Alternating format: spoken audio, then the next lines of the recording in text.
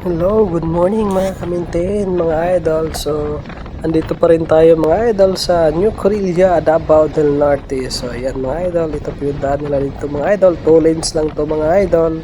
Pero maganda na yung daan mga idol. Grabe, ang lamig dito mga idol. Makikita mo yung palayhan mga idol sa gilid. Mayroong mga lubi o bukuhan mga idol o saging. Ayan po.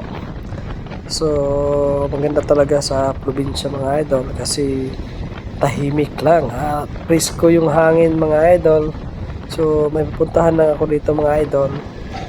So, papunta din ito mga idol sa Panaspor. So, sino po yung nakapunta doon ng Panaspor? Maganda din yun mga idol pero di tayo pupunta doon kasi iba yung transaction natin mga idol.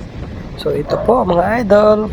Malapit na tayong moabot mga idol, malapit na tayong umabot, tama ba yun ang term, umabot, dumating, malapit na tayo sa location mga idol.